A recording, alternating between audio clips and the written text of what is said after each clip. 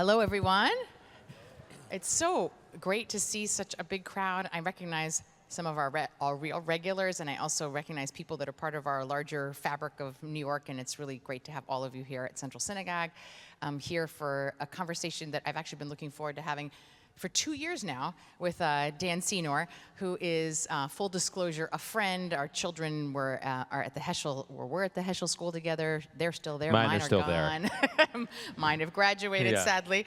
And just share that actually 2 summers ago, I rented an apartment in Jerusalem for study at the Hartman Institute, and it happened to be literally next door to Dan's sister, Wendy, who is married to Saul Singer, who is the other co-author of this book. And so Wendy and Saul invited me for Shabbat dinner, and we started talking about sort of the difference between kids in America and the States. And Saul said, you know, one of the issues is when you think about in America, the kind of ultimate pinnacle or what you're working towards for your children, it's like, can they get into an Ivy League school? It's all like about a big meritocracy. Can you kind of have this pinnacle of achievement? And it's all about that. He said, in Israel, they don't care about that at all, actually. In fact, if anything, what they work hardest to do, kind of the prize, is can you get into a harder or more elite army unit so that you can serve your country? And the more elite the unit is, actually, the more risk it is to your own life. And the sense of like, how much can you serve your country, this larger story. And it is not. And then college comes after you've maybe done another gap year and explored. But also, in addition to that, there's sort of a machina preparation year. Anyway, the story he started to tell was the story of why he and Dan decided to write this book, because he talked about a very different ethos. And I'm going to let you tell the premise of why the book happened. But once I started to think about this, I thought about this incredible spirit that is in Israel that they wanted to write and help explain some data in Israel that doesn't make sense in any other way but to understand this larger story of service and civic engagement and selflessness and a big story. So, Dan, thank you so much for being with us. Thank you. I'm thrilled to be here, and I appreciate everyone coming, particularly on relatively short notice. I know. This is how much people want to be in this conversation, and how many people are already big fans of you and this book, which is already a bestseller. Yes. Which is already on the bestseller book. So the premise of the book was that against kind of all odds, and you can tell us this, Israel is one of the happiest nations in the world.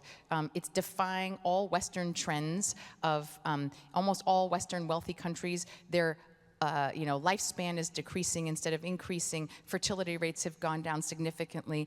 In Israel, long lifespans, extremely high fertility rate, and almost no teen suicides, no deaths of despair, very little mental illness. This is all in a country that actually has very high cost of living, has been under siege for a long time, mandatory military service. What have you learned? Why did you start to explore this question? What's the thesis of this book? First of all, again, thank you everyone for being here, and thank you, Angela. By the way, Angela is one of the few people I know that has had extended conversations with both Saul and me about the genesis of this book. Most people either in Israel deal just with Saul, and most people here deal just with me. It speaks to your kind of globe-trotting that you can have a ongoing conversation with co-authors, which included Saul sending me a photo from Ben Gurion Airport right before the book was about to come out, saying, I'm at the terminal with Angela. She says we got to do an event at Central. So that was sort of like the beginnings of us doing this event. We wrote Startup Nation over a decade ago. And for years, we had been asked, both by our publisher and others, to do an update to Startup Nation or a sequel to Startup Nation. And we were always resistant to doing it for a variety of reasons, a sequel. As we went around and talked to a lot of the entrepreneurs we had featured in Startup Nation, as we thought about doing a sequel, but we ultimately decided against doing it. We have one chapter in this book that is sort of like a sequel. We would ask them about how they're doing, how they're growing their companies, what they think of the state of Israel's innovation ecosystem, and we realized in these conversations that we had missed an important theme in Startup Nation for why the Israeli innovation ecosystem and economy is so dynamic, and it has nothing to do with business, and it has nothing to do with economics. It has to do with Israeli society. And we kept hearing from these entrepreneurs, because some of these entrepreneurs took some pretty crazy risks. And they would say, I did it because I felt the country had my back. I did it because I wanted to put my country on the map, on globally. There was this sense that both, yes, I could fail. Yes, I could embarrass myself. Yes, I could slip in the banana peel and this whole thing could go under and bad headlines could be written about me and whatnot. But in this country, people have your back, and what I'm trying to accomplish is big enough and it matters enough to Israel and Israel's place in the world that I got to do this and I want to be a part of this. And we kept hearing this over and over and over. And it occurred to us, and we are both, I'm involved in the business world here, and we're both involved with the tech community globally. We never hear that anywhere else in the world from entrepreneurs. It's not to take anything away from those entrepreneurs. You just never hear that impulse or that motivation. So we started to dig into that. And it was a windy road, and basically, as we dug into the sense of entrepreneurs feeling a sense of communal obligation and communal membership as a motivation for business success or business ambition, we just start to look at other metrics, like social science metrics, to see what else we could find and what else we could learn, and that's where we start to stumble upon some mind-blowing data. And some of this data exists in Israeli academic papers and in Israeli press as like one thread here and one thread there, but nobody had kind of stitched them all together. So you cited a few of them. I just want to underline them. Okay, so obviously, in the West, we have a societal crisis. I'm not saying anything new or innovative here. There's been, from Robert Putnam at Harvard a couple decades ago, who wrote the groundbreaking book, Bowling Alone, about how Americans, communal organizations were breaking down, and people were experiencing life alone, individually, not feeling part of something anymore. And I'm giving you a glib version of Putnam, but that's the gist of Putnam, and he was ahead of his time. And then you've since had a ton of books, from Ezra Klein to David Brooks to Ross Douthat to George Packard and I'm a fan of all of these writers, and they've all written books diagnosing the breakdown in American society, which includes a combination of people having fewer and fewer children or having no children by choice, and we're having shrinking populations, so aging and shrinking populations, which is a dangerous combination. Why is it dangerous? One, as a pure economic matter, you have fewer and fewer young people to support a growing and aging population. It's a fiscal matter. It's directionally very bad. It's a death spiral for an economy. The societies become less innovative. You see this, countries that are shrinking and aging, there's just less stuff happening economically, technologically, and elsewhere. And the society starts to fall apart. I was in Japan last April, and I was meeting with government officials in Japan, and Japan is at the pointy end of the spear of this problem, but you see it in Japan, you see it all over Europe, and you're starting to see a little bit of it in the United States.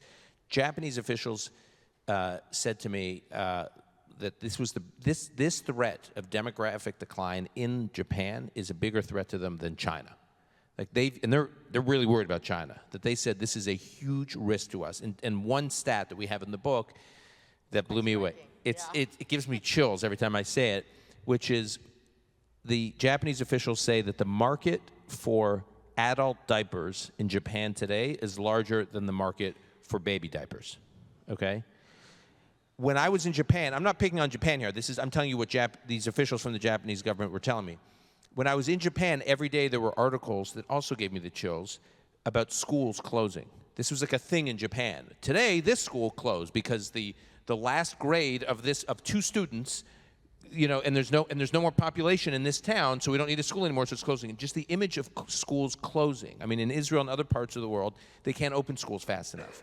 So there's this shrinking demography, shrinking populations, and like I said, it's happening all over the place.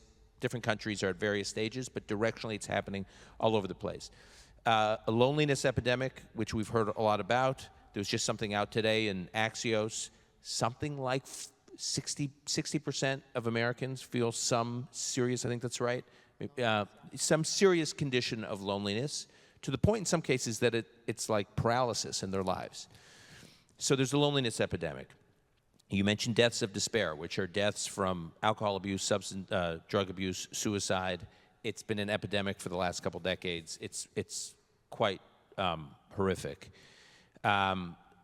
Life expectancy is at best plateauing in most parts of the world. And you mentioned the mental health crisis or the teen mental health crisis, which both of which predate the pandemic. And when we were working on the book, really in the last few months of our writing, the CDC came out with a report. I remember seeing it, and it was like, it gave me chills. As the father of two teenagers, the CDC came out saying we have, and it gives me chills because that this is a thing, is we have a teen suicide crisis in America. CDC comes out, teen suicide crisis. I just never thought I would see those words together. Teen mental health crisis, yeah. And it's staggering numbers of teens who are taking their lives or attempting to take their lives. And the data is in the CDC report. We cite it in the book. And so you look at every one of those metrics and contrast them with Israel. So demographics. So Israel doesn't have a shrinking population. It's one of the only countries in the world whose population is above the replacement rate. So the replacement rate is the rate, it's 2.1, number of children per mother that you have to have. If you're above the replacement rate, your population's growing. If you're below the replacement rate, your population is shrinking. Israel's one of the only countries in the world, certainly the only wealthy country in the world that's growing. So that's above the replacement rate. That is to say, an iron law of demography is as populations, as countries, as economies become more productive, they become less reproductive. You can literally look at any Western affluent democracy. As they're getting richer, they're shrinking. Except for Israel. Now, some people will say, but that's just the ultra-Orthodox skewing the numbers, right, Dan? Or Wrong. not? I'm glad you asked that. So that's what I get all the time, is they say, oh, of course, the Haredim. 12 children. The Haredim are having 1 million kids. So what is so striking about Israel's situation is that it's true the Haredim are having a lot of children, although even their numbers are actually, interestingly, coming down. What's distinctive about Israel is secular Israelis are having a lot of kids. So you take a secular Israeli in North Tel Aviv, who leads like a quasi-hedonistic, hip, very radically secular life, and they're working in tech or they're working in television, and they're having 3, 4, in some cases 5 kids. Both parents are working. So the lot of kids thing in Israel, that trend is it cuts across ethnic groups and it cuts across grades across the religious spectrum. Okay, so that's demography. There's no loneliness crisis in Israel. You can look at the polling, the surveys. Israel's Statistics Commission, their Central Bureau of Statistics polls this, religiously, no pun intended, and their loneliness numbers are non-existent. The teen mental health crisis and the teen suicide crisis is particularly interesting because my friend Derek Thompson, who writes for The Atlantic, he wrote this piece when the CDC report came out, and he cites all these psychologists that try to explain the teen mental health crisis in the United States. And they all say, well, what do you expect? Think about what these children, what these teenagers are exposed to in the United States. I'm paraphrasing here, but it's pretty close. These are the factors they cite. They cite that they're exposed to all this doom and gloom content about climate change. They are constantly hearing about school shootings, which is true, they are. They are living in a highly, highly politicized, polarized world where politics seems like all zero-sum and there's nothing, it's all negative. There's nothing attractive about politics and public service. And they're sitting on their phones scrolling all the time. So, of course, they're depressed. And Saul and I looked at that, we're like, okay, so Israeli teenagers are exposed to the same histrionic forecasts about climate change. You want to talk about young people who live with violence, as you alluded to earlier. I mean, not only do young Israelis live with violence, but they live very much with the awareness that they are going to serve, or at least most of them are going to serve in the military, and some of their closest friends will never come back from that service. And they know that their parents, it's like a thing. Everyone knows every Israeli fears that their parents are the ones that can get the knock on the door, and they worry about their parents getting that knock on the door. During the Second Intifada, when there were suicide bombings in many Israeli cities, young people were very aware. You can't get on this bus is more vulnerable, this pizza joint, that discotheque. I mean, this was something that touched young people. So these are people who are extremely aware of violence. They certainly know a lot about political polarization, if 2023 judicial reform taught them anything. So the U.S. has nothing on them on political polarization. And if you spend time with young Israelis, they're on their phones a lot. So they're scrolling too. And so I just described everything that's going on, and yet Israel ranks across age groups among the happiest places in the world, right? The UN does this survey every year, and we open the book with this woman named Tiffany Wen, who's not Jewish, a journalist living in San Francisco. She starts dating an Israeli guy, decides to move to Israel for a couple of years to deepen the relationship with her boyfriend. She enrolls at Tel Aviv University, and she's living in Tel Aviv. So she was a fascinating character to us because she was a stranger in a strange land. So and the way we found her is, we didn't know her, is when we were doing all this research on happiness in Israel, because the whole idea that Israel's so happy was like perplexing to us. I mean, just to put this, Israel for years has been the top 10. And you look at the other countries in the top 10, first it was like top 15, then it was top 10. None of them are like Israel. It's like Iceland. Like Sweden. Sweden, exactly. It's not, Israel, let's just say, is the only country in a war zone, surrounded by enemies, tiny, politically rambunctious. I mean, high cost of living, as you said. So we were searching for this, didn't make sense, and we stumbled upon this piece that this woman, Tiffany Wen, had written for the Daily Beast years ago, which had the greatest title in the world, her piece, which was, "Why Are Israelis So Damn Happy?" Because she was annoyed by it. And that's what I mean by the stranger in a strange land. Like, she was just like, I have no roots here. I have no history here. I don't know these people. My boyfriend dragged me here. I'm here. And by all measures, this is like the most stressful place to be on the planet. From an economic standpoint, from a security standpoint, from a domestic lack of political tranquility standpoint. This is the least happy place I could imagine living, and yet Israelis are so happy. She just was struck by their attitude, their upbeatness, their sense of optimism. And so she wrote this piece, and that's how, anyways, so we kind of tell the story, the opening, through her. So tell us, what is the secret? Tell us what it is that enables Israelis to defy all the trends that are happening in all other Western countries and defy our expectations with all the stories that you've told and the stories that we know about Israel. What did you learn? So there's a lot. I'll go through 3 or 4 that I think are the most powerful. What we learned in our research, and we talked to not only a lot of Israelis, but we talked to this whole genre of experts that I never thought in my life I would get to know, which are international happiness experts.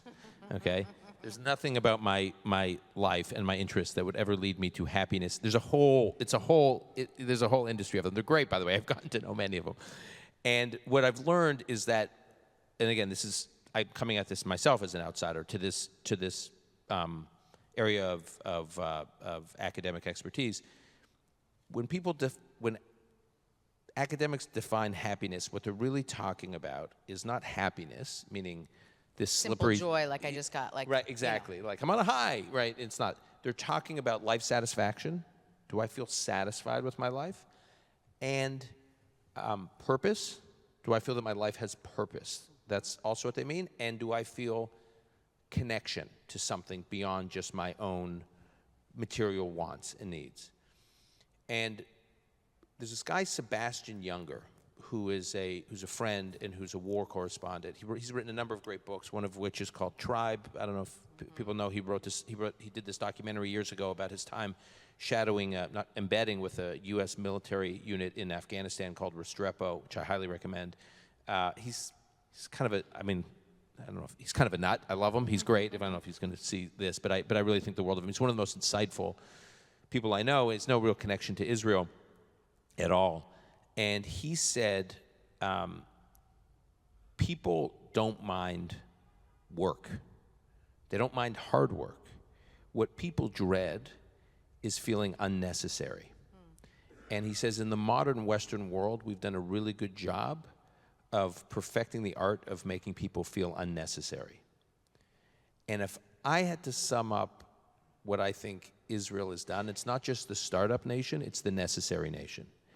Every Israeli feels a sense that, more or less, that they matter, that their role in the life of the country, not only the role in the life of their family or the community, the role in the life of the country matters.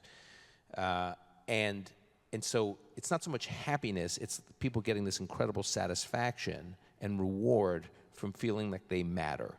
We quote, and you know him well, we quote extensively Mika Goodman, who's also a character who features he's a big character in our book. We spent a lot of time with him working on the book. And he said, he has this beautiful quote, which he gave us while he took us on this excruciatingly difficult hike. So neither Saul nor I felt that we wanted to take a breath to write it down. So we memorized the quote. And then after, I was like, did you get it? No, did you get it? And I mean, we agreed to do an interview with him. We thought it was at his apartment. And then he took us, and he says, we're going to go hiking. And we were like, okay. It's very hard to do a book interview with someone while you're like on a 5-mile hike. But anyway, he said that... but now you have your quote memorized. I do. So you're right. He knows what he's doing.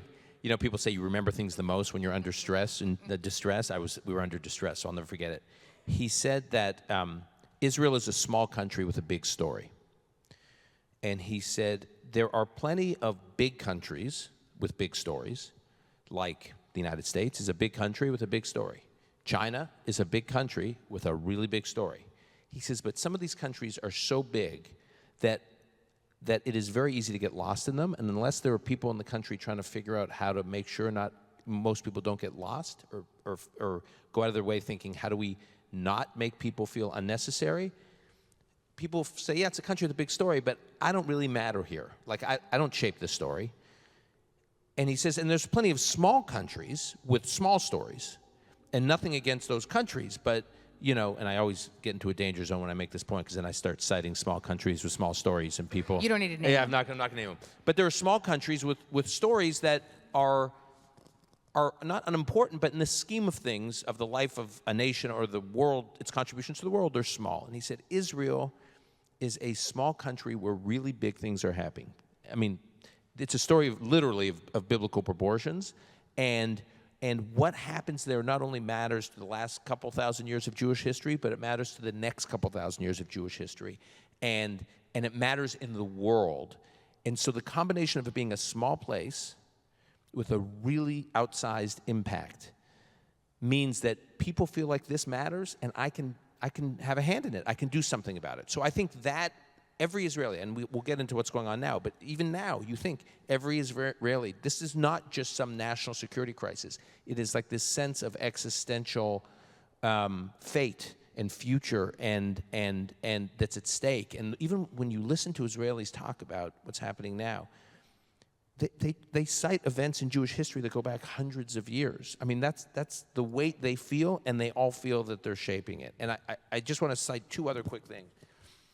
I think the role of national service is really, really big in making people feel necessary. The fact that most Israelis, not all, but I think after October 7th, you're going to see many more. But the fact that most Israelis, during these formative years, participate in something larger than themselves. That, as you said, the college application process in the United States, which is the sorting system in the United States, right? Where you go, where you're admitted, has a huge impact on where you will be. In Israel, that is military service. And so what is military service about? You can't get into the best units unless you know how to work as a team, as part of a group. You can be very talented, and you can get, where you should be in 8200, one of the elite tech units, or you can be in the Israeli Air Force, or you can be in Sayeret Matkal, which is one of the elite combat units. But you're not going to get in if it's all about you.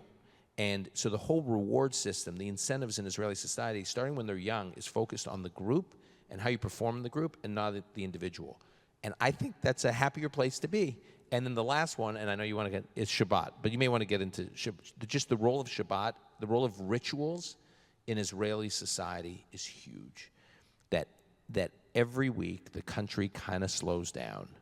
And even what we would think of as non-traditionally observant Jews participate with their family, with their friends, with their community, and therefore with the country, is an unbelievable thing. Between over 70%, and Bougie Herzog showed us a different study, that we had over 70% of Israelis, Herzog had over 80%. Different studies, but the overwhelming majority of Israelis do something on Friday night. Now, it may not be, again, with blessings, but it is dinner with their family and it's sacrosanct. Time. And it's sacrosanct. And I think having rituals, another thing Mika said to us is, communities don't create rituals, rituals create community. And Israel is a country full of rituals.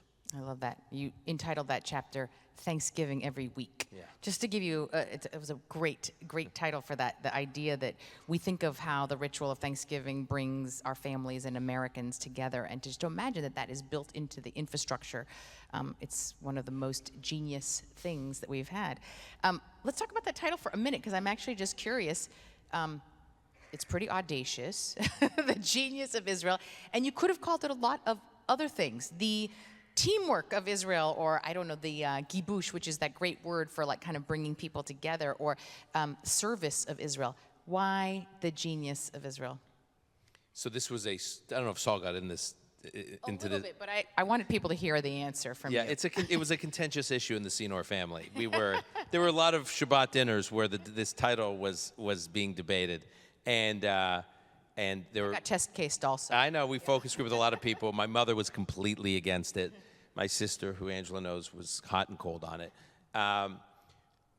Because when people think of why Israel, I speak about Israel all over the world. And I speak about it typically in business settings. That just flows from my experience with Startup Nation, and then a lot about Israeli politics and geopolitics. And it's just striking to me that everybody thinks that Israel's success is because, and I'm paraphrasing here too, a bunch of smart Jews, they create a Jewish country, like like they're going to be successful. Like Jews are smart, they're good at business, they're good at this. And what we were arguing in this book is the essence of Israel's success is not about IQ and business economics and Nobel Peace Prizes and all the metrics we tend to use to define success and genius. The genius of Israel is Israeli society. And now here I'm already using the term. Paul Johnson, who's a famous historian, since passed away in the last couple of years, he's written one of my favorite writers, he had written numerous histories of different peoples. And he wrote a history of the Jews, which is like an 800 or 900 book. It's not an easy, it's a pretty dense book. I highly recommend it. I mean, I would dip in and out of it. It's not something you're going to read over winter break, but it's an amazing book. And again, he's not Jewish, and he comes at it sort of like Sebastian Junger or this Tiffany Wen. They just come at it with outside eyes. And Jonathan Sachs, the late Jonathan Sachs, former chief rabbi of the UK, was once interviewing Johnson, and he said to him, okay, so you've written the histories of all these peoples, and then you wrote the history of the Jewish people. If you had to describe one feature of the Jewish people after looking at the history of the Jewish people and comparing it to the history of all these other peoples, what is the one thing that's distinctive about the Jewish people? And he paused and he said, most societies and communities around the world fall into one of two categories. They're either highly individualistic, where it's all about me, it's all about individual success, individual ambition, individual reward, or they're highly collectivist. So just think of like countries, societies from the West and societies in the East, or they're highly collectivist and they are, the collective good is subordinates everything else. He says the Jewish people throughout history are the only people who've managed to develop a society and a community that is actually a genuine blend of the two, where there's a commitment to individual excellence, and I don't think you get Startup Nation without that people, like, yeah, these young Israelis that are building these tech startups, they want to get really rich. They have ambition to be very wealthy. And yet it's blended with this sense of I'm part of something larger than myself. And that, to us, like how Israeli society is organized is to us the genius of Israel. Then we got into a discussion about whether or not we should use the title, because the title plays into all sorts of tropes. And anyways, that's okay. I think it's great. One alternative was that our agent, who wanted to be here tonight but she had to be in London, she said, well, what about the Israel exception? That was like the one, I kind of like that, but then we thought then it's like exceptionalism, and anyways, it was going to be controversial. It's provocative. It's provocative, that's for sure. So I want to just say that I have like 10 other questions I want to ask you, Dan, so because I'm your friend, I'm going to say you have to keep them shorter so I can ask more questions, and I want to give people who are here a chance to ask questions. Problem. So if you want to ask a question, there are index cards around, or you can raise your hand if you don't have an index card, and we will come around and sort of collect them and Rabbi Joy Levitt will pick a few questions to ask. But please ask. And I'm going to keep asking you questions. So I want to just talk about the timing of this book, because I obviously got to talk about this book with Saul 2 years ago and then when I was writing my sermon about Israel, Dan is someone that I like to talk to about Israel in general, so I said, read my sermon. At that point, Israel had been, in 9 months, I think at that point, of, protests and judicial reform. They were not a particularly collective society, let's just say that. And I thought, how's this book gonna fly for you, Dan? And he said, well, we wrote a new introduction to the book. I said, okay, well, that's good. And then the book was, of course, slated to be published on November 7th, which is a month after October 7th. And suddenly, the book, I can't even imagine what a roller coaster it was thinking about the way this book would be received, given what you've been through since you started the project to where we are today. So just tell me about, are you surprised by the reaction? Tell me what has been borne out.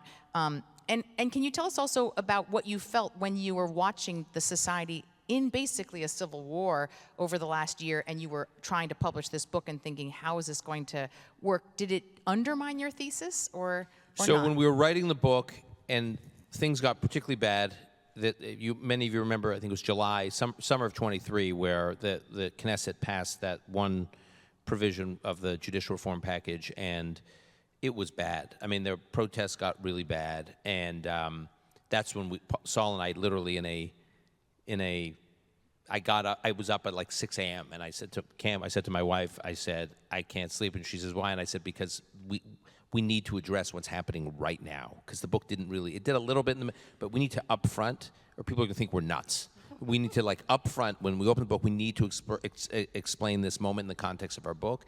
And so I started writing something, and I sent it to Saul, who was 7 hours ahead of me, and he sent it back. And within 4 hours, we had a new author's note, and it was done, and we sent it to the publisher. Our publisher's ready to strangle us because they're like, we're about to go to press, you can't be adding all this stuff. What we felt was, we were worried that, and our publisher was very worried, that this book was going to sound completely disconnected, like you're writing about Israeli solidarity, and as you said, the country was in a cold civil war, not so cold. What we felt was that if you look at Israeli history, certainly Jewish history, but especially Israeli history, there have been moments where it all felt like it was going to spin apart. And we go through the history of the country and show these different periods. The 1950s, the debate over whether or not Israel should accept German reparations for the Holocaust from West Germany, deeply divided the country. Menachem Begin led a protest. He was in the opposition. 15,000 people showed up to the protest in a population at the time that was a little over about 1.3 million people. It was huge. And he called, we quote in the book, he called for, and I quote here, the violent overthrow of the Israeli government. And he instructed them to storm the Knesset. The Knesset at that point was downtown Jerusalem. And they stormed the Knesset, and they tried to break up the debate. We go through about every decade and a half. Obviously, the Rabin assassination tore the country apart. We go through each of these periods and show Israel has had these moments before where the country was coming apart. That the country has almost come apart before was not interesting to us. What was interesting to us is, why didn't it ultimately come apart? How did it bounce back?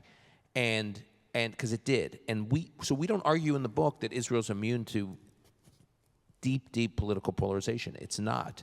Why we think Israel's unique is it doesn't let political polarization, it doesn't prevent the country from holding together. And so how does it hold together? And we were convinced the country was going to bounce back. And we tell a story, we paint an image of a scene at the height of the protest, at the depth of division, that should remind everyone. It's a scene at the subway station in Jerusalem, why this country ultimately feels more united than divided. So we kind of, by summer of 23, we were writing this book for Israelis. We were saying, you're gonna bounce back. What we could have never imagined is October 7th, where we are literally watching the country bounce back in ways that are incredible. As traumatic as this time is, it's incredibly inspiring. Right. My visit a few weeks ago bore out everything you talked about in terms of a sense of being part of a larger story, a selflessness, a sense of chevra, and being a collective engagement that was really extraordinary to watch, and unlike anything I think I could imagine happening anywhere else. I want to push you on a question, and then I think I have at least two questions I want. Go. We're fine.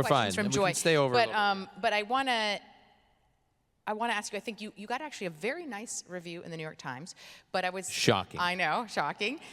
We were bracing for that one. And Mike Campbell was like, it's like actually good. She's like, she read it like 3 times. She's like, the New York Times like thinks your book is good, like, and it's about Israel, and you know. That's right.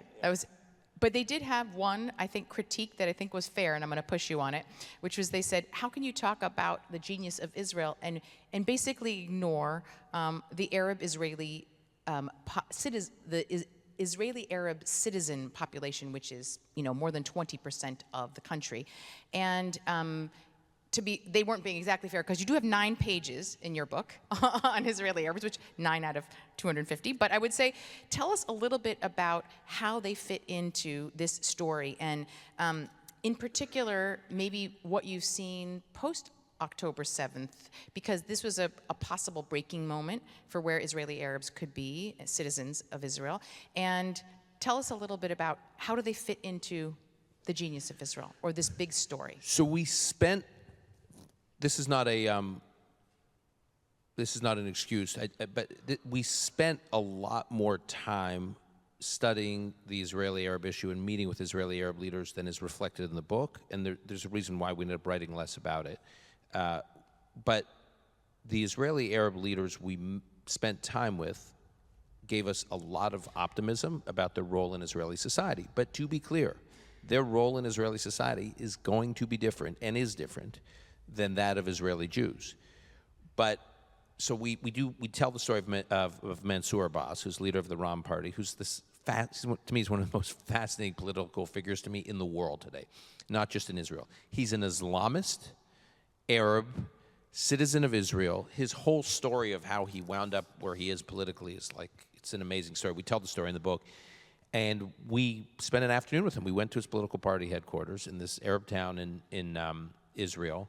And he became this kingmaker in Israeli politics. I mean, the government of 2022 would not have been formed without Mansour Abbas. And he joined the Israeli government, which is unheard of for Arab political leaders. And then when they ran again, he got more votes, and his party faction grew in the Knesset in the most recent election. So he was rewarded. So we spent time with him, we spent time with others. The general sense we got from the Israeli Arab leaders is, of course, their connection to the state is going, I mean, how during Hatikva, all these questions about national service and the military, it's going to be different for them than it is for Israeli Jews. But then they would all say, and we quote some of this, and we have some studies, first of all, the quality of life for them, this is not an excuse, I'm just telling you what they say. The quality of life for them is as good, if not better, than it would be for them anywhere else in the region. They are dramatically overrepresented in universities. They are literally, like, all the science and health programs at the top universities, the Israeli Arabs are major players in. They serve in every part of Israeli civic life, from journalism to politics to the courts to, I mentioned, academia. So they feel, even though they have a complicated relationship with the state and their role in the state, they feel that in a sense that they're thriving there. It's not to say they don't have complaints, and they're frustrated at times, a lot of the time, and there are certain things like the nation-state law that made them crazy. And by the way, there's an interesting story happening now with the nation-state law, which I'll come back to in a minute. So it's not to say they don't have a complicated political relationship with the state, and yet they feel connected to the state, feel connected to the country, and they feel that they're thriving there. And their integration into society has been growing, as per Mansour Abbas choosing to serve in Israeli governments. I regret we didn't write more about it, because we came away from our experience quite optimistic about their role in Israeli society, and we had one hesitation, which was in May of 2021, when the Gaza Hamas And there were the flare-up, fighting in the shared and cities. you had these mixed cities in places like Jaffa and elsewhere, where for the first time really bad fighting lit up between Arabs and Jews, and it was scary, and we said it could happen again, and the next time it happens, it could be worse. And if we write a lot about our rosy-eyed view of the future in the Arab world, and fighting breaks out. We will regret it, and we held back. I regret that. I didn't know what I'm seeing today, which is the story of the Israeli Arabs in Israel today. It's there's so many unbelievably moving stories. That is one of them. The reason I mentioned the nation-state law, which is a huge source of controversy when it was passed years ago, which really prioritized, I won't go through the whole details of the law, but it really prioritized the Jewish Israeli history and status above any minorities, especially the Arab community, and the Arabs felt it was like a real slight and made them feel more and more like second-class citizens. There's more support today in Israel for amending or actually repealing the nation-state law than there's ever been before. And a lot of that support is coming from Israeli Jews, and that's showing up in the polling. Why? Because they're very moved by how the Israeli Arabs have been responding since October 7th. They're like, oh, wow, they really are A part of this society. exactly. And you and I were talking about this backstage. Some of the statements that have come out of the Israeli, I mean, it's just the most moving. First of all, some of these Israeli Arabs have just risked their lives October 7th and post-October 7th. And some of the leaders, both in politics, I mean, Mansour Abbas, he had a member of the Knesset in his own party who raised questions about the beheadings. Oh, I'm not sure. Do we really have evidence that there were actually beheadings? He demanded that she leave the party and leave the Knesset. This is a member of his own party. He's like, we are not playing with that. We're not echoing that propaganda. Lucy Arash, who we talked about, who's an Israeli Arab, highly critical of the Israeli government over the years. Labor, Likud, everyone. She's been highly critical of the governments. She went to air. If you haven't seen this, I highly recommend it. She did it in Hebrew, Arabic, and English. She went on the air and said, I'm an Israeli. What Hamas did is not us. It is not the Israeli Arab community. That is pure barbarism.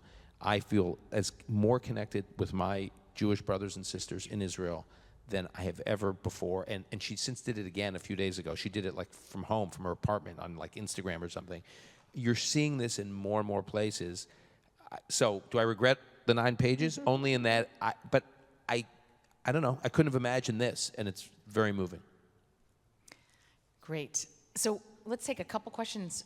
Okay, so these are all Rabbi? great questions, and I'm just going to try to couple them so that that you can take a crack at this. I think a number of people have asked, what would need to happen to imbue people in the United States with more of a sense of purpose, meaning, and community? Which is to say, if you could bottle up everything that you learned and write a memo to Central Synagogue, and to the Jewish people. I don't need to write a memo to Central Synagogue. I can just tell Angela. Yeah. Well, I think we're doing a good job. But should there be, for example, national service in America? Would that change the nature of the way in which people feel about themselves and one another? If I could wave my magic wand, the 3 things I would do is definitely national service.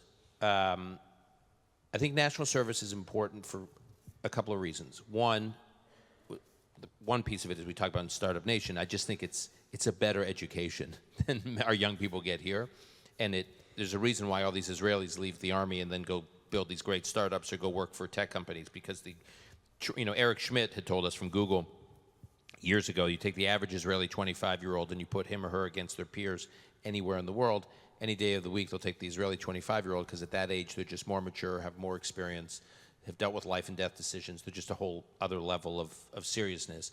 So it gives them great training, but as I mentioned earlier, it gives them, it raises them with a sense in these formative part of their lives, with the sense that they're part of something larger than themselves, and it forces them to really serve and really get to know people who are not like them. So you can see now on social media, what I'm most moved by every Friday is you see these images of these soldiers doing Shabbat. And you see, like in the hull of a tank, like 4 or 5 Israelis, and you look at them, and they're doing Shabbat together in the tank, and you see clearly one of them is extremely religious, and then you see one with a ponytail and a tattoo and earrings, and you think he's extremely unreligious, and you see someone who's like the son of a cab driver and the son of a tech billionaire, and they're all, and some are from Tel Aviv, and some are from the struggling towns of the periphery, and they're all forced to be together. And I have friends who have been very successful in tech, and they have moved to the West to build their companies, and then when their kids get closer and closer to 18, they move back to Israel because they want their children to have that experience. It's obviously it's about serving the country, but they also think it's just a healthier way to live. It's harder to view other people as the other if you are forced to live and work with them in that way. And these relationships go years because of reserve duty. You maintain these relationships into your 40s. So national service would be one. Two, I do think, and this, we have a chapter on this, and I don't want to get, it's complicated, but I think our education system today in the United States is so focused on, as I said earlier, on the individual personalized learning, meeting the student where they are. You know, it's all about, and the whole notion of learning with a group and being part of a group as part of the educational experience is not valued here. And in Israel, it's the opposite. Will you tell that story of the online learning with the team? Yeah. So team they class? they tried to implement the individualized, personalized learning in Israel, and there was a little bit of a revolt among some of the teachers and some of the parents. Because they kept saying, yeah, we get that it's personalized learning and all that, but where's the gibush in the class? Gibush it's one of these great Hebrew words. We have all these Hebrew words in the book that there's no great English translation for, and gibush is one of them. And gibush is like the act of communal bonding, the act of team living, and it's like you do things. Like I went on a hike with my chevra so we could have some gibush. You know, like I went with my buddies on a hike because we just needed the bonding time. And so these parents were saying, yeah, I get that they're getting this individual learning on how to get ready for calculus, but where's the gibush? Like they're not learning together. And there's this thing, there was this program, this online learning program, where there was this company started in Silicon Valley a few years ago that did online learning, and the people who ran the company realized that the Israeli students were advancing much faster than any students anywhere in the world, and they probed as to why the Israelis were advancing, and they were advancing because they were doing it as a group. And the way they would do it is, at the end of every lesson, when they were preparing in this online class, these kids would be together in a room doing this online class. At the end of every lesson, everybody in the room had to put up a sign, green, yellow, or red. Green means I'm ready to go, I'm ready to advance. If anyone puts up a red or a yellow, it means they're not ready, and it's incumbent on the people who are green to help the others get to green, and only then would they advance. And so it was all about the group experience, and we only get ahead together rather than individually, and all of them wound up outscoring like their peers around the world. And so trying to implement some of that culture of learning and community at a younger age rather than just all this me, me, me, me, me, me. And the last one, and this is the one that, in a sense, I think is the easiest to do, but it's not easy. But, has anyone here been to Israel during Israeli Memorial Day? Raise your hand. Okay. All right. So, if you go to Israel with some regularity, or you have reason to go to Israel, my only recommendation, if you have any control over the timing, is to go there during Memorial Day, just overlap with Memorial Day or Yom HaShoah. Because something happens there that does not happen anywhere else in the world. Israel has a national air raid siren system, which sadly we know all too well about in recent weeks. But they use that air raid system on Yom HaShoah, Holocaust Remembrance Day, and on Memorial Day to have a national collective 2 minutes of silence. And the country stops. It's the most moving thing. It really is like nothing else in the world. Where Cars stop on the highway.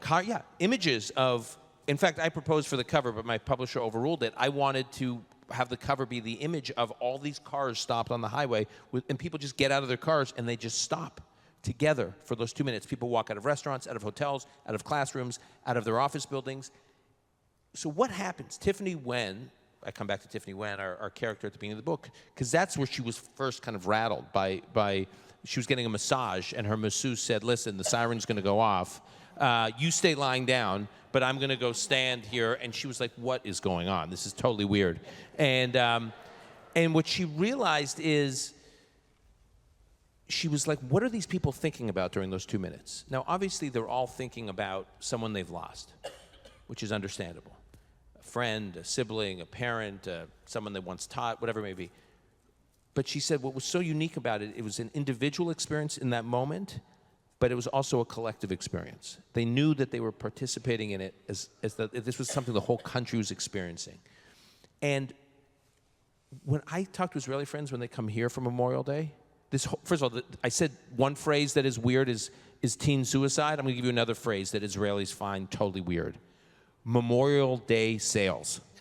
They're like, or barbecues. Yeah, no, just that's the whole notion that like it's a shopping day. They're like, or what are you doing for the long weekend on Memorial Day? As though Memorial Day is like going to the beach. It's actually not, I mean, I don't, in certain communities in the United States, it is about remembering and reflecting, but for most of the country, it's not.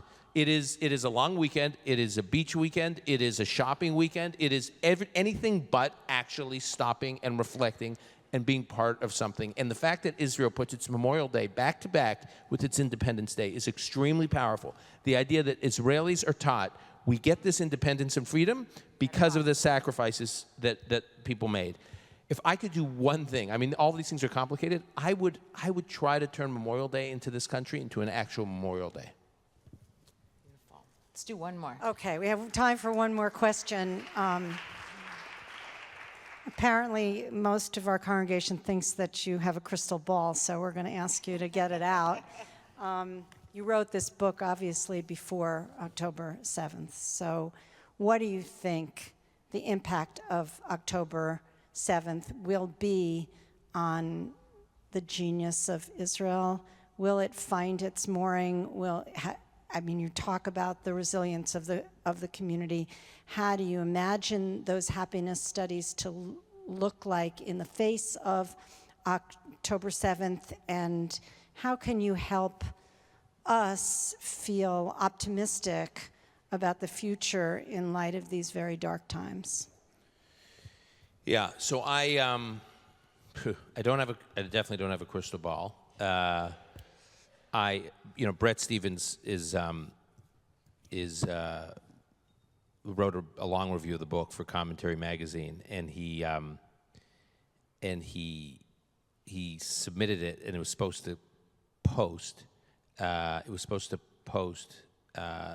November 15th, it was supposed to post, October 15th. He was going to post on the commentary website like 3 weeks before the book came out, and they decided to hold it because Israel didn't look very genius, and they ultimately released it, and he kind of rewrote it in light of events. But I remember he called me, and he said, you got to postpone. I mean, Israel does not look very genius right now. Israel looks like a mess.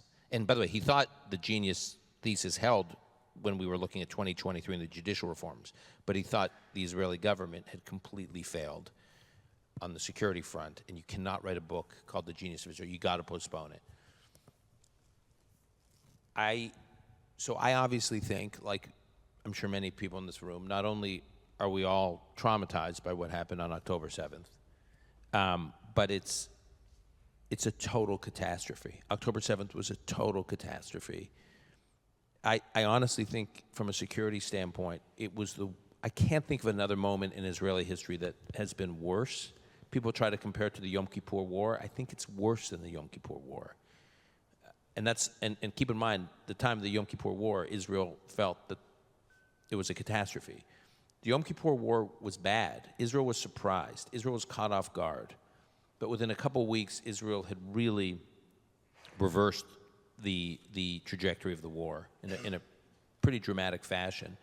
At some point during the Yom Kippur War, Israel went from being totally caught off guard and embarrassed, humiliated, to the IDF was surrounding the Egyptian Third Army in the Sinai. The IDF, by the end of the Yom Kippur War, was literally staring at Damascus and Cairo and could have taken both. They didn't. And within a few years, Anwar Sadat was suing for peace with the Israelis because the Israelis had bounced back to the extent that they had. And in fact, at U.S. military academies today, it's the Yom Kippur War they study, not the Six-Day War, because it's a story of... And what happened in that war is that the Israelis exposed the Egyptian and Syrian armies to be paper tigers. And that was extremely powerful in in the sort of the myth of Israel and in the perceptions of who was powerful and who wasn't in the Middle East. What terrifies me about October 7th, among other things, and obviously the barbarism and just the unbelievable, horrific nature of the attack, my biggest concern is that it exposed the IDF as the paper tiger. That suddenly it was the Israeli army that looked like the paper tiger. I'm not saying it is a paper tiger, but I'm just saying the perception that now the Hamas invasion was much more sophisticated and well organized and well trained and well funded. Hamas is not just a terrorist organization. They're a hybrid of a terrorist organization and an army and a state, and so to try to call them one of those three things is not clear. But to many in the world, they were just like a ragtag militia, and suddenly a ragtag militia crosses the border, slaughters in the most humiliating and grotesque ways thousands of people, or kidnaps them, and occupies these towns, civilian areas. During the Yom Kippur War, there were a lot of casualties, but it was soldier on soldier violence. They weren't going into civilian communities and taking them over. So it was a total breakdown in the state, and the idea of a Jewish state. And what that means for us as Jews and Jewish history is we just have this sense that when we say never again, well, why will there never be never again? Because there's a Jewish state. Well, so long as the Jewish state can do its job. And I think for a lot of Israelis, there's a sense that the Jewish state on October 7th did not do its job. And so I think first stop, Israel has to do whatever it has to do, and this makes me unpopular in certain quarters, but it is so important that Israel does whatever it has to do to restore security for the citizens of Israel. And in a sense, that may be a statement of the obvious, but America has fought wars around the world, and usually we are fighting enemies and threats that are thousands of miles away from the continental United States.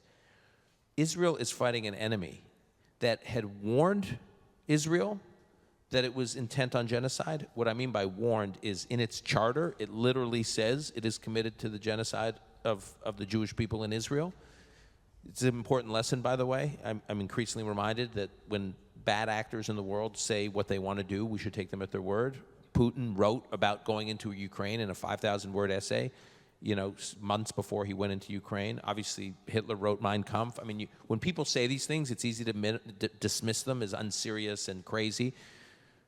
Israel knew what Hamas was committed to, but there was just a general consensus that they would never actually try to do it. So they tried to do it. And we should assume that if Hezbollah had the opportunity in the north, Hezbollah would try to do it. These are not abstract enemies in some distant land. These are enemies that sit on Israel's border. 200,000 people, as I'm sure you saw, roughly 200,000 people are out of their homes now. They're refugees in their own country. And some of these kibbutzim are 1.5, 2 kilometers away from the Gaza border. If you expect Israelis to go back to these communities, they have to believe that it is safe. They do not believe it is safe right now. And so when I say this, people say, oh, well, they can just live in other parts of Israel. So where? Like Beersheba? Ashkelon? So they're like another half hour or an hour north of where the threat was. It's like, if Israelis don't feel safe in some parts of Israel, they will not feel safe in any part of Israel. They're not going to say, oh, I wasn't safe there, but I'll be safe over here. It's a small place. And if Israelis do not feel that the Jewish state can keep them safe and secure, I really fear for the future of the Jewish state. So at times in the next few months, and I think it will be months, hopefully not longer than that, as Israel wages this war, at times Israel will feel that it has partners like in the United States government, and I think President Biden has been extraordinary in his standing by Israel. I have some concerns about others in his administration who are pushing for a different policy, but he has been a rock since October 7th, and as I say repeatedly, if on October 6th you would ask Yahya Sinwar, who's the architect of the October 7th massacre, who was the leader of Hamas in Gaza, if you had asked him, do you think after we do this attack, the commander-in-chief of the most powerful military in the world is going to get on Air Force One and fly to Israel and sit with the Israeli war cabinet? This has never been done before, and talk in some of the most emotional in deeply connective ways about what has just been unleashed against the Jewish people, and send 2 aircraft carriers, and send 2,000 Marines, and send squadrons. I mean, I don't think they anticipated that. And I think, God willing, that is why Hezbollah in the north may be holding back a little bit. But so it is wonderful that we have the support, that Israel has the support of the United States, but at times Israel's going to feel alone. It's going to feel very lonely, and there'll be times when things are going to be really rocky with the United States, and I think we could be entering potentially one of those periods. I think Israel only succeeds, and the Jewish state is only restored in the minds of Israelis if Israel does whatever it has to do to restore security. And it's not only important for Israeli citizens, but it's also important for the region. There was a softening of relations between Israel and the Arab world, a deepening of relations leading up to October 7th. I think it's partly why October 7th happened. It's particularly on Saudi Arabia. I do think, you've been there, I do think Israel was on a path to normalization with Saudi Arabia probably in 2023. It was moving quicker than I think even the press realized. One of the reasons the Saudis wanted to normalize with Israel is they saw Israel as an economic superpower in the region, and they saw Israel as a technology superpower in the world. And they saw Israel as a military and intelligence juggernaut. And they want to piggyback onto every one of those things. I've had Saudi leaders say, if I want innovation in my country, why do I have to get on a plane and fly 17 hours to Silicon Valley? I got a Silicon Valley in my backyard. But they also, meaning Israel, but they also want to partner with Israel on the security front. And if Israel looks weak, which it did on October 7th, I think there are many in the region to be like, why do we want to team up with those guys? Those guys just got rolled by Hamas. And these countries want Hamas gone as much as we do, these Gulf countries. And so I think the strength of Israel's response not only matters to Israeli citizens, but I also think it matters to Israel's security in the region, because other countries, I think, will only partner with Israel if Israel looks like it's strong and is competent and has its act together. So Dan, over the years of our friendship, we don't always agree on everything, but I always take very seriously what you say and have to take it seriously and appreciate so much the way that you have engaged Israel on a deep level and actually brought the story of Israel to the world in a way unlike almost anyone else I know. And I have to say, reading this book for me, especially in this time of darkness, think of this as your Hanukkah light. It really does give you a sense of hopefulness of like what is behind what we're seeing right now in Israeli society post the worst day that's happened since the Holocaust to the Jewish people. So it really is powerful. I urge you to read it.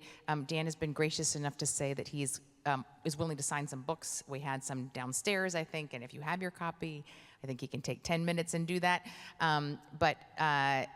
But truly, you are an amazing representative of what Israel is and an amazing spokesperson for us and the Jewish people. So thank you so much for coming to us. Thank you for doing this. Thank you, guys. Thank you.